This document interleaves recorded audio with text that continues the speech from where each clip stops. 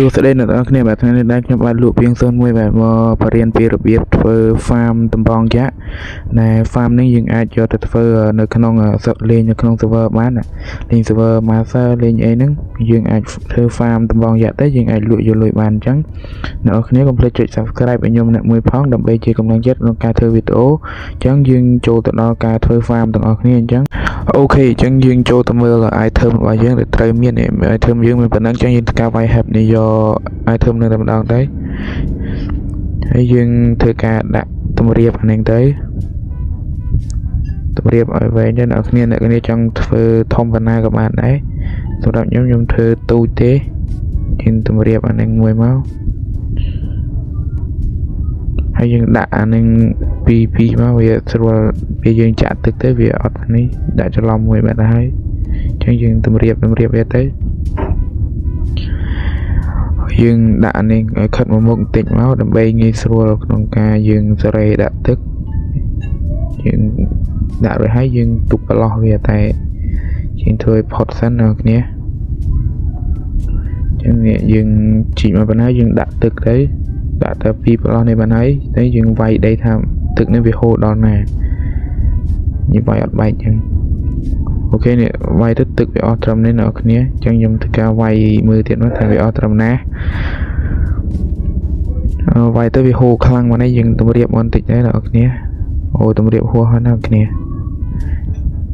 យើងដាក់ខ្សែនេះមើលមើលថាវាមកដល់ត្រឹមណាដាក់នេះមកវាទឹកវាអត់ហូរមកដល់នេះយើងដាក់ខិតទៅមុខបន្តិចយើងដាក់រៀងចូលទៅក្នុងបន្តិចដើម្បីយើងដាក់ hopper និងឆេះយើងតម្រៀបអានេះមកហើយយើងវាយដីនេះមកយើងដាក់ hopper និងកន្លែងខាងនេះយើងដាក់ឆេះទុកដាក់ help នៅអ្នកគ្នា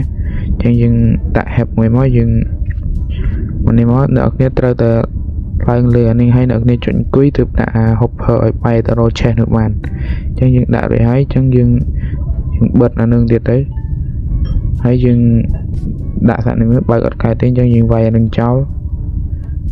ហើយអ្នកគ្នាដាក់ដើមតំបងយ៉ាក់ទៅអ្នកគ្នាដើម្បីឲ្យវាដុះ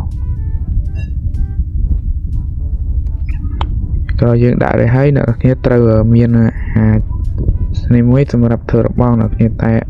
ខ្ញុំត្រូវតម្រៀបកញ្ចក់មុនសិនអ្នកគ្នាតែអ្នកគ្នាចង់ដាក់កញ្ចក់ក៏បានចង់ដាក់អីផ្សេងក៏បានដែរអ្នកគ្នាអាស្រ័យលើអ្នកគ្នាចង់ដាក់ទេតែខ្ញុំដាក់កញ្ចក់វាងាយស្រួលមើលអញ្ចឹងយើងធ្វើការដាក់កញ្ចក់ទៅចាំតម្រៀបពេញយើងដាក់កញ្ចក់ជុំវិញហើយយើងតម្រៀបពីលើទៀតនេះយើងដាក់ plus សិនហើយយើងបិទអានេះកុំឲ្យមានសត្វបេសាចស៊ុំប៊ីជួយយើងបាំងឲ្យលើទៀតហើយយើងយករបងនឹងឲ្យដល់គ្នារបងអីគេនឹងដល់គ្នាដាក់កញ្ចក់ប្រក់ពីលើហើយសិនមកចាំយើងដាក់អានឹងនៅផ្លោះកណ្ដាលអានឹង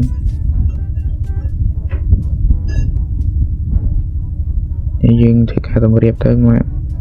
មានស៊ុំប៊ីចូលទៀតដល់គ្នាអញ្ចឹងយើងត្រូវការបិទអានឹងទៀតដើម្បីកុំឲ្យវាចូល